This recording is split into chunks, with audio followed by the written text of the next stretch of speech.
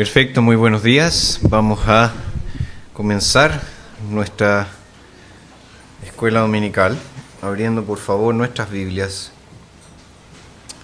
en Hechos capítulo 17, Hechos 17.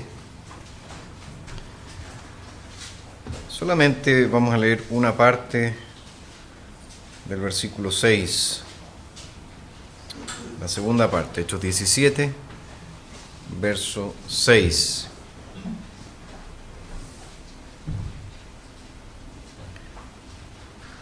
Que dice: estos que trastornan al mundo entero también han venido acá.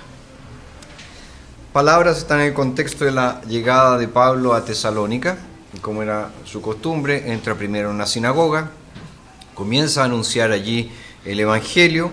Algunos lo reciben, otros lo rechazan, y aquellos que lo rechazan, particularmente los judíos, como siempre generan un tumulto y vienen con esta acusación: estos que trastornan al mundo entero también han venido acá. Eso es lo que hace siempre el Evangelio, viene a remecer las estructuras, viene a remecer la religiosidad, viene a remecer el paganismo. ¿Por qué? Porque, como nos dice Pablo en Romanos, el Evangelio es poder de Dios para salvación a todo aquel que cree. Entonces vamos a orar a Dios. Te agradecemos, Señor, por poder reunirnos una vez más en esta mañana.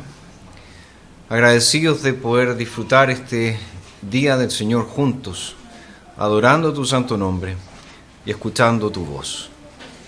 Padre, sabemos que hoy muchas personas están realizando prácticas, rituales, que no tienen base alguna en tu palabra. Prácticas rituales que también las personas creen que les ganará algún tipo de favor, sea de un santo, sea de algún otro intercesor.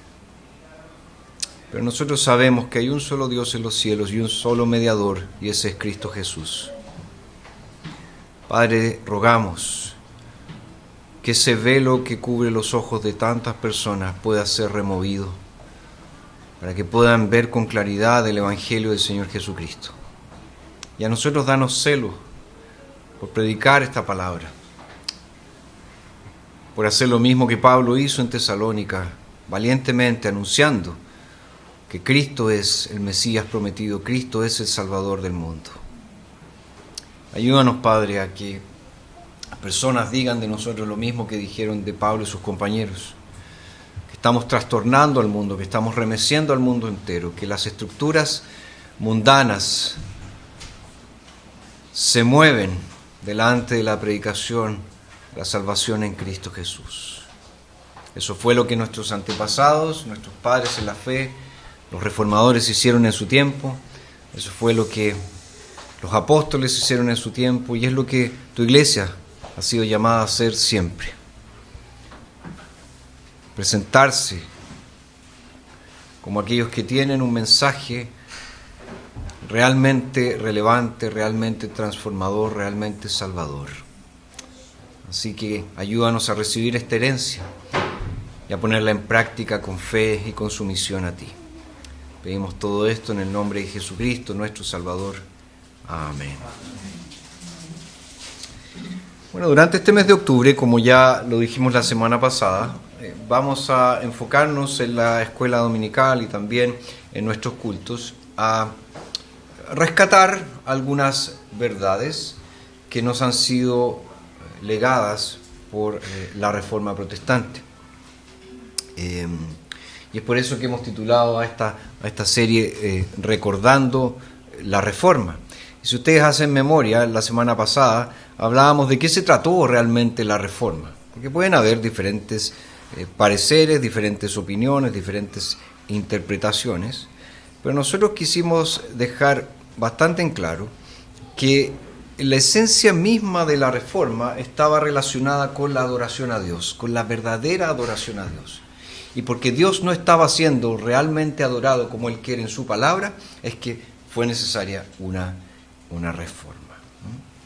Y en esta lección vamos a hablar de algunos aspectos de esta reforma y por eso yo he titulado esta lección como Cambiando al Mundo para Siempre. Fíjense, hace ya 508 años, 31 de octubre de 1517, este joven profesor alemán de teología, el doctor Martín Lutero, clavó sus 95 tesis en la puerta de la iglesia del castillo de Wittenberg. Era una ciudad universitaria, ¿verdad?, al suroeste de Berlín. Todavía existe, obviamente, Wittenberg. Y el objetivo de estas 95 tesis de Lutero eran las indulgencias papales. Estas indulgencias papales, estos perdonazos papales que se vendían por entonces en Alemania y que prometían que mediante el pago de una suma de dinero, el Papa no solamente iba a conceder la remisión de los pecados, sino que incluso iba a conceder la liberación inmediata del purgatorio de los seres queridos de las personas que ponían su platita allí. De hecho, había en aquel tiempo una canción popular que decía que cuando la moneda, ¿verdad?, golpea o suena en el cofre, el alma sale del purgatorio. Los publicistas siempre han existido, ¿verdad?, y saben venderla bastante bien. Entonces Lutero, él protestó señalando que las indulgencias no tenían tal poder. Y es más, Lutero dice en sus 95 tesis que ni siquiera el Papa tiene ese poder. Es más, él dice, no es necesario ese poder, porque todo cristiano verdaderamente penitente ya disfruta de la remisión completa de sus pecados y participa plenamente de todas las bendiciones en Cristo. Y más audazmente, Lutero declaró que el verdadero arrepentimiento no tenía nada que ver con el sacramento de la penitencia. Entonces, al publicar sus tesis, ¿qué hizo Lutero?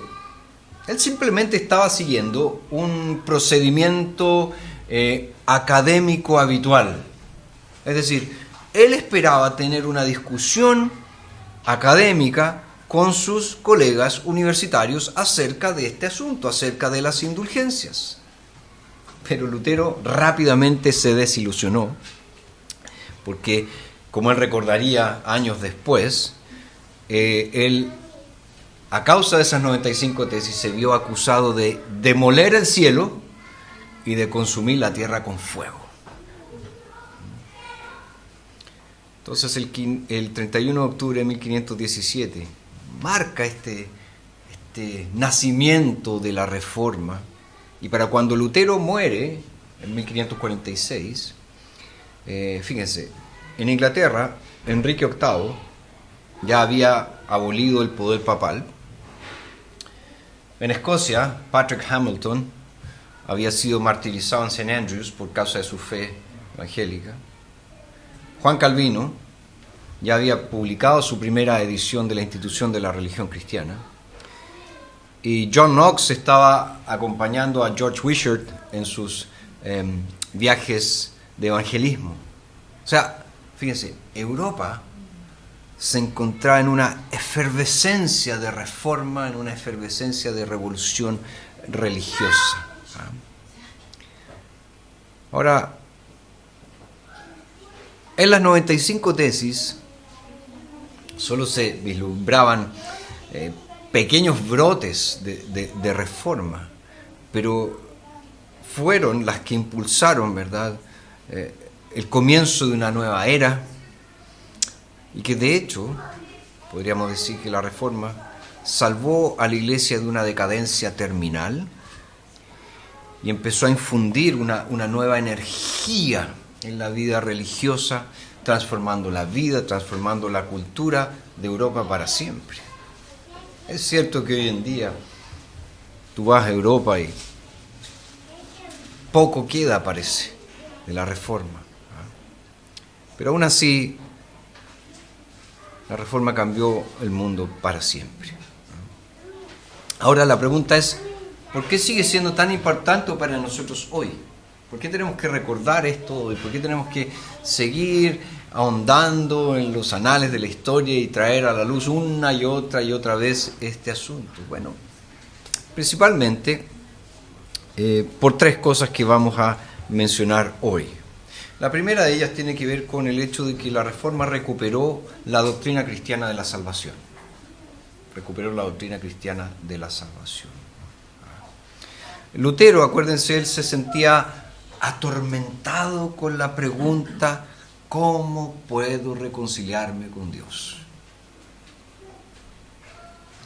Y la iglesia de su época, la iglesia medieval, tenía obviamente sus propias respuestas. Decía: tú puedes reconciliarte con Dios a través de la penitencia.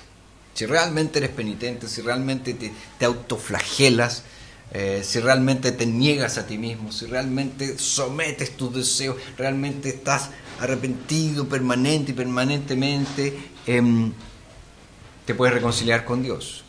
También la iglesia medieval decía: bueno, tienes que hacerlo a través de peregrinaciones. Me imagino que ustedes vieron hoy en día muchos caminando descalzos por las calles. También la iglesia medieval decía: tienes que hacer vigilias monásticas, autoflagelaciones e innumerables otras buenas obras. Entonces proponían todas esas cosas y decían: si haces esto, verdaderamente vas a poder ser reconciliado con Dios. Pero ¿qué pasó con Lutero? Él había probado todas esas cosas y no halló paz, no encontró paz. Es más, él dice que como monje él superaba a sus pares con creces en estas cosas.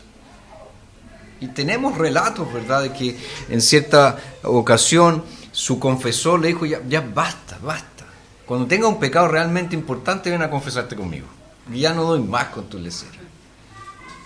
Y de repente viene y me dices: hoy día codicié el pan del hermano José que estaba sentado al lado mío, porque ya me había comido el mío, entonces me quise comer el de él. Y iba y se confesaba. Entonces no había hallado paz, y por mucho que él hiciera, este gran problema persistía. ¿Cuál era el problema? La justicia de Dios. Esa expresión lo atormentaba: la justicia de Dios. Él estaba aterrado porque él veía esto como una exigencia. O sea, él pensaba: ¿es esto lo que tengo que ser para ser salvo? Tengo que ser perfectamente justo, pero sé que no puedo serlo. He probado todo lo que la iglesia me ofrece, todo lo que la iglesia me dice que debo hacer, lo he hecho y no encuentro paz. No hallo esa justicia. Y también él es muy honesto en señalar que realmente odiaba a Dios, porque Dios exigía algo que él no podía cumplir. Entonces, ¿cómo él podría llegar a ser tan justo para satisfacer la justicia de Dios? Y esa pregunta entonces lo atormentaba. Pero mientras él se preparaba para dar una conferencia sobre la epístola a los romanos, hizo este descubrimiento asombroso. Él leyó Romanos 1:17, que dice: la justicia de Dios se revela por fe, y para fe, como está escrito, el justo por la fe vivirá. Y ese es el momento crucial de la Reforma. Lutero, posteriormente, él dice que cuando realmente entendió esto, fue como si las puertas del cielo se abriesen para él y él podía entrar con gozo. Entonces, él entendió ¿qué cosa? Que la justicia de la que nos habla el Evangelio no era algo que Dios exigía, era algo que Él daba, era algo que Él concedía, algo que nosotros solo podemos recibir, no hacer, algo que se recibe por fe y solo por fe, sin obras. De ahí que posteriormente se acuñó la expresión sola fide, solamente la fe. Entonces él tiene este descubrimiento, esta experiencia de la torre que él le llama, ¿verdad? Tiene este descubrimiento que la justicia de Dios en realidad no es algo que yo hago, no es algo que yo tenga que cumplir, sino que es algo que Dios me concede por medio de la fe. en Cristo Jesús. Porque esa fue la reflexión posterior que aportaría mayor claridad a este descubrimiento de Lutero. Él decía que la fe que salva no es solo la fe en la fe, es la fe en Cristo Jesús solamente. Por eso, solus Christus, solamente Cristo.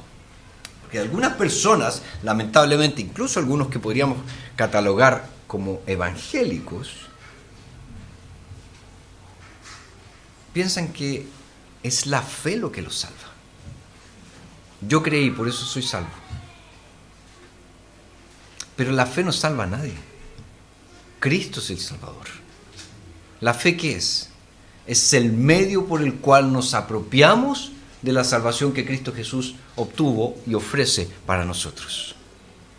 Por eso se ha dicho muchas veces que la fe es solamente la mano abierta que recibe la gracia de Dios en Cristo Jesús. Nada más que eso.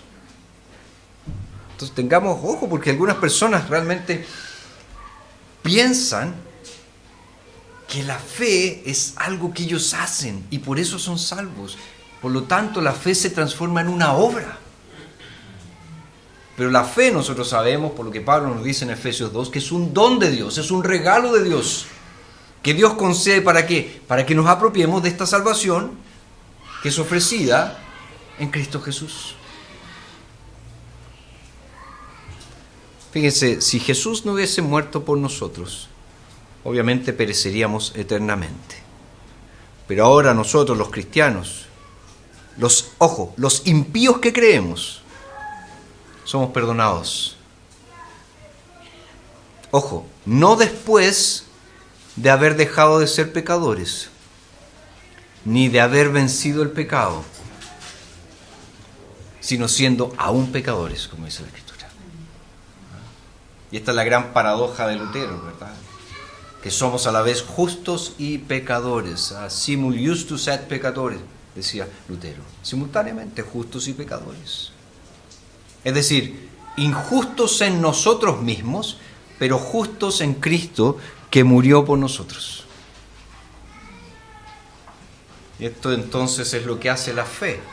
Acepta el perdón de Dios incluso siendo aún nosotros pecadores. De hecho, un famoso presbiteriano exclamó: ¿qué haría yo? Dice, este era Thomas Chalmers, si Dios no justifica a los impíos. ¿Qué haría yo si Dios no justifica a los impíos? En el fondo, yo soy un impío.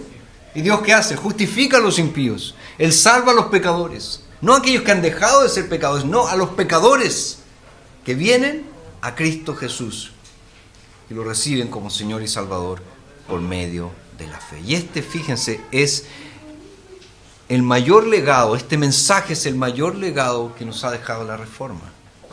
Porque sin Él no hay evangelio. Sin Él, nuestras misiones carecen de fundamento. ¿Cómo vamos a ir al mundo ofreciendo perdón de pecados si no hay Cristo?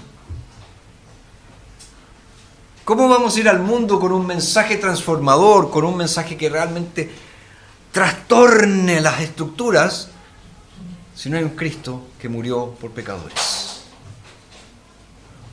Sin Él no tenemos influencia alguna para promover un cristianismo práctico. Nada. Entonces, sola fide, solus Christus. Entonces, en primer lugar tenemos eso, que la Reforma recuperó la doctrina bíblica de la salvación. Pero, unido a eso, hay algo que generaciones posteriores a las de Lutero y Calvino lamentablemente perdieron. ¿Y a qué me refiero? A la seguridad. A la seguridad. Fíjense que el catolicismo medieval enseñaba que era presuntuoso estar seguros de la propia salvación. Cualquiera que afirmara que estaba seguro de ser salvo era un orgulloso, era un engreído, porque nadie podía estar seguro de su salvación. Ellos decían, tenemos que vivir en la duda, tenemos que vivir en la incertidumbre todos nuestros días. ¿Pero qué hizo la Reforma? La Reforma se centró en la seguridad de la salvación.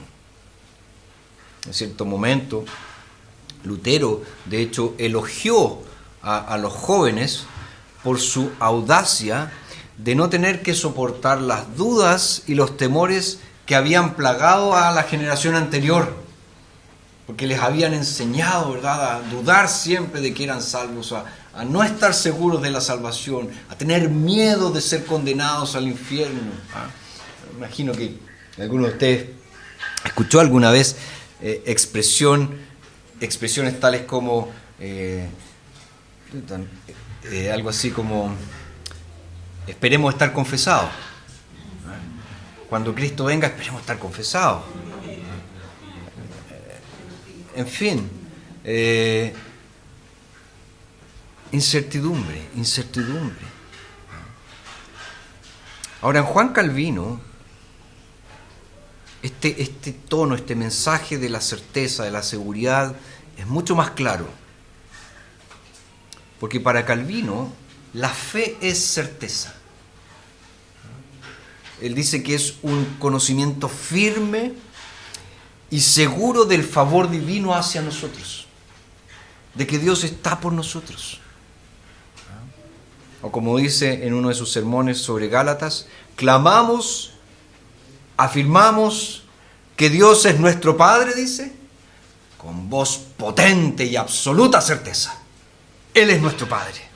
Realmente lo creemos y lo decimos a viva voz. Y fíjense que nosotros necesitamos urgentemente recuperar esta seguridad. Ahora, ojo, los creyentes pueden dudar.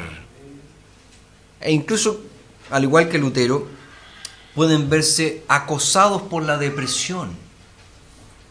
Yo he oído que algunos piensan que los creyentes no se pueden deprimir, pero eso es un error teológico. El creyente se puede deprimir. Lean los Salmos. Basta que lean los Salmos. Pero ojo, la fe misma no duda, ni nunca debe ser incitada esa fe a dudar. ¿Por qué? Porque como dice Nehemías, el gozo del Señor es nuestra fortaleza. Y no puede haber tal gozo, no puede existir tal gozo, a menos que nosotros podamos ponernos de rodillas y clamar con absoluta seguridad. ¿Qué cosa? Padre nuestro, que estás en los cielos. Absoluta seguridad. Él es mi Padre. Porque Cristo es mi Salvador. Porque el Espíritu habita en mí. Estoy unido al Señor por siempre. Entonces fue esta seguridad la que desencadenó, por así decirlo, las energías de la Reforma. ¿Por qué? Porque hombres y mujeres vivieron y murieron, ojo, porque sabían que Dios los amaba, porque tenían absoluta seguridad que era su Padre, y por eso no les importaba nada, ninguna otra cosa en el mundo. Sabían que Dios era su Padre. Sabían. De hecho, un famoso teólogo católico romano de aquella época, el cardenal Bellarmino, él afirmaba que la gran herejía protestante, ojo, decía, la gran herejía protestante no es la justificación por la fe.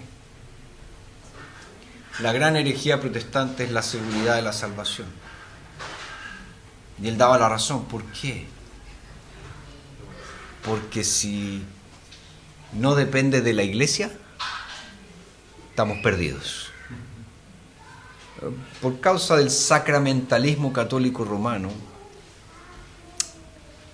ellos dicen lo siguiente: si tú no estás en la iglesia, es decir, cumpliendo con los sacramentos que dice la iglesia, no puedes tener seguridad absoluta de que la gracia está en tu vida. En el fondo, lo que ellos quieren decir, o se someten a nosotros o están perdidos. O están bajo nosotros o se van al infierno. Por eso Bellarmino fue tan perspicaz y entendió, dijo, este es el gran problema. Porque si la gente cree lo que ellos dicen, que la verdadera fe no duda porque tiene seguridad de que Dios es su Padre, ya no los podemos tener bajo nuestras garras, sometidos a nosotros por siempre. Entonces la Reforma ciertamente trajo ese importante resurgimiento de esta verdad fundamental de la seguridad de la salvación. Pero, además, tenemos otra gran deuda con la Reforma, que es que volvió a colocar las Escrituras en el centro mismo de la vida de la Iglesia, proclamando ¿qué cosa?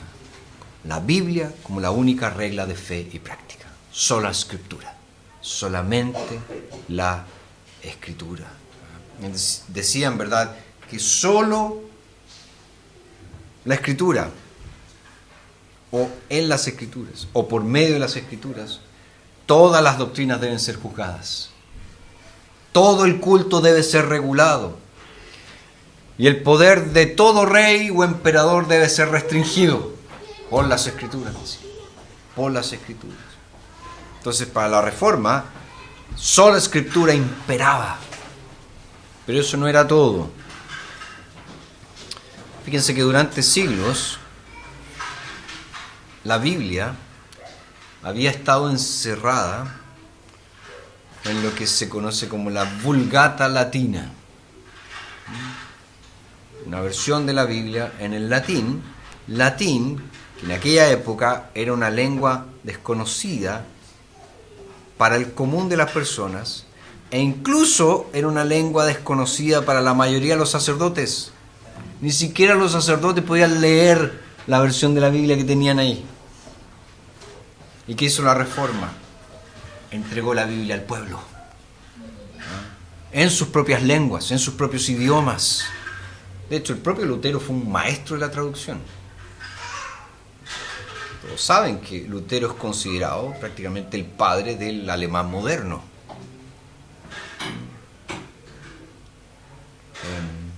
Ahora, fíjense que Lutero en su traducción, él no fue tanto guiado por la búsqueda de una traducción literal, es decir, de una traducción palabra por palabra, sino que la gran pregunta que se hacía Lutero era, ¿cómo diría esto en alemán? ¿Cómo digo esto en alemán? Porque su preocupación era, yo quiero que los alemanes entiendan esto. Yo quiero que los alemanes entiendan qué es lo que Dios dice en su palabra. Y después en el inglés, estos ingleses, ¿verdad?, encontraron rápidamente a su propio Lutero en la labor de William Tyndale,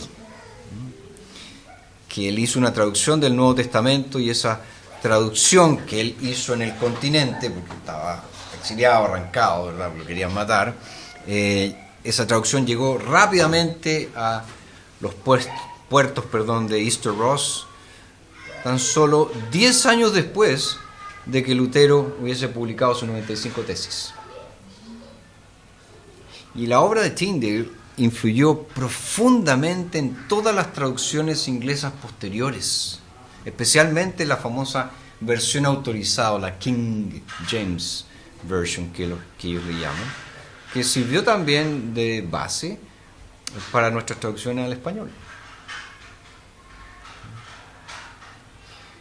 Y la pasión, ¿verdad?, que impulsaba a Tyndale se resumió, ¿verdad?, en una famosa respuesta que él dio a un erudito, a un sacerdote erudito. Él dijo lo siguiente: si Dios guarda mi vida, dentro de pocos años haré que un muchacho que guía el arado sepa más de las Escrituras que tú. Cuando está diciendo, yo voy a hacer que tenga la Biblia en su idioma, para que la lea, para que se sature con la Biblia, y vas a saber más de la Biblia que tú, con todos tus doctorados y todas tus cuestiones de teología. ¿Ah? Y el sueño de Tyndale se cumplió, y la Biblia, ¿verdad?, que todas esas frases memorables de Tyndale saturó, ¿verdad?, el mundo angloparlante, y también, ¿verdad?, saturó la vida del pueblo inglés. Pero ojo, la mera traducción no bastaba. ¿Por qué? La pregunta es, este muchacho que estaba arando, este muchacho, este labrador, ¿voy a poder entenderla? Porque claro, podemos traducir la Biblia al idioma de la persona, que sea que la persona la puede entender. ¿Qué decía el catolicismo medieval? No la pueden entender. Los ignorantes no deben presumir entender la Escritura. Necesitan la guía de la Iglesia, necesitan la interpretación autorizada de la Iglesia. Y contra esto que hizo la Reforma, protestó con todo su corazón, y señaló que la Biblia era tan clara que incluso los más ignorantes, los más sencillos, podían comprender su mensaje salvador. Pero ojo, había una condición muy importante. Tal comprensión solo podía lograrse, obtenerse mediante el uso adecuado de los medios ordinarios, dijeron los reformadores. Y con esto, ¿a qué se referían? No a lo que hoy llamamos ayudas al estudio bíblico o el método, ¿cuál es el que usa? El método sueco o el método, no sé, de Juan Pablo Juiga. No se refiere a nada de eso. Se referían a qué cosa? A la predicación de la palabra de Dios. A la predicación de la palabra de Dios. Y fíjense, fue esta pasión por ayudar a la gente común a comprender las Escrituras lo que llevó a los reformadores a situar la predicación de la palabra en el centro mismo del culto cristiano. Ojo, no cualquier tipo de predicación. Ellos se referían a lo que actualmente se conoce como predicación expositiva, que en el fondo es explicación más aplicación.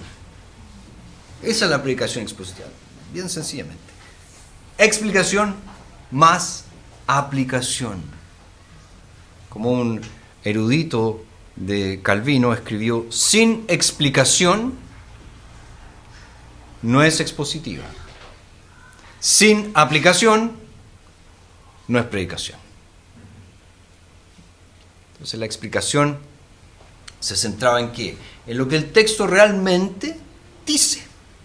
¿Qué dice el texto?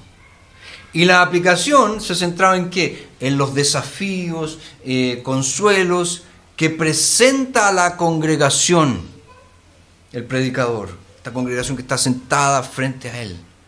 ¿Cómo aplica ese texto bíblico a ellos, a su contexto, a sus desafíos, a sus necesidades, etcétera?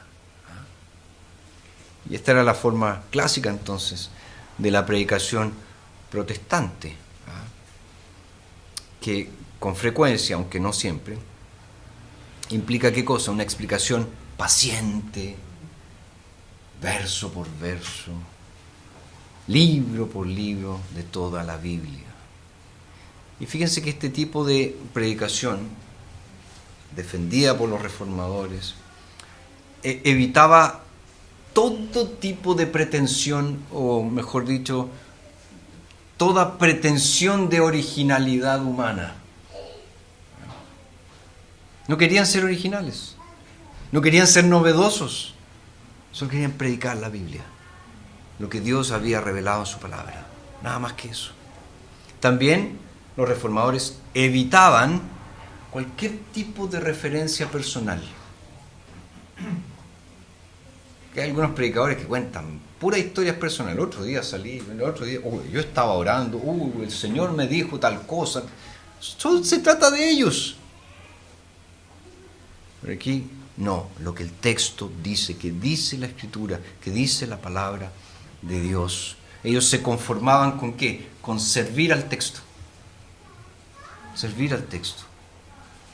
Y siempre abordaban los temas con una introducción mínima, es decir, una pequeña introducción.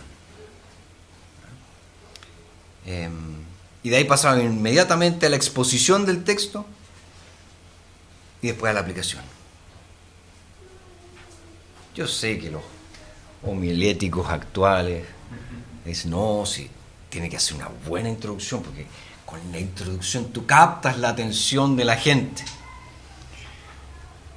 Yo vengo escuchando eso desde la época del seminario. Nunca lo pescaba, ¿ya? Por eso ustedes se han dado cuenta que mis introducciones son más breves que... No voy a decir la expresión, pero son muy cortas. ¿Ah? Porque los reformadores lo pensaban así. No se trata de historia, no se trata de... Vamos al texto. ¿Qué dice el texto? ¿Qué es lo que Dios dice? Y aplicar el texto. Y fue esta predicación, insisto, la que impulsó la reforma. Y esta predicación también energizó a la iglesia y transformó la faz de Europa. La gente recorría kilómetros para sentarse en la iglesia a oír a un predicador. Y no solo viejos, niños, niñas, corrían con sed de oír. No se querían perder ni un sermón, porque ellos predicaban lectio continua, es decir, todo un libro completo, de principio a fin, y no querían perderse. No me voy a perder, es que tengo una actividad el domingo. Eso no existía en esa época. Tenían sed por escuchar la palabra de Dios, hambre por escuchar la palabra de Dios. Y algo que también nosotros necesitamos recuperar. Y ya para estar concluyendo, la Reforma fue entonces un movimiento que remeció a Europa, que tiene repercusiones hasta nuestros días. El hecho de que estemos aquí, ¿se han puesto a pensar? El hecho de que estemos aquí, el hecho de que esta iglesia se llame Iglesia Presbiteriana, Cristo mi Salvador, es porque somos herederos de la Reforma protestante. Lo que Knox aprendió de Calvino en Ginebra lo llevó a Escocia. Lo que los escoceses aplicaron lo llevaron a los Estados Unidos. Lo que los norteamericanos aplicaron lo trajeron para acá. Miren la conexión.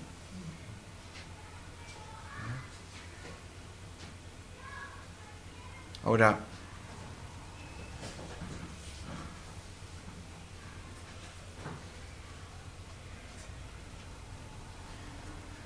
la Reforma hizo resurgir el Evangelio, que estaba oculto, ¿verdad?, bajo un manto de superstición. Y los herederos de la Reforma hoy debemos hacer exactamente lo mismo. Debemos hacer resurgir el Evangelio una y otra y otra y otra vez. Sí, también hacerlo resurgir en medio de esta superstición que es tan propia de nuestra cultura aquí en Chile. Y es necesario entonces que entendamos las doctrinas centrales que nuestros antepasados defendieron con tanto valor. La justificación solo por la fe, solamente en Cristo. La seguridad de la salvación. Si estoy en Cristo, nada me separará de su amor. Lo tercero, ¿verdad?, la centralidad de las Escrituras. Solo la Escritura. Solo la Escritura. Su autoridad, su veracidad, su suficiencia. Entonces, no nos cansemos de volver vez tras vez a los fundamentos. Porque nosotros sabemos que los fundamentos son los que permiten que toda la estructura se mantenga firme. Y si realmente los abrazamos, podemos construir una fe cristiana firme, robusta. Podemos tener un mensaje que realmente remezca nuestro mundo.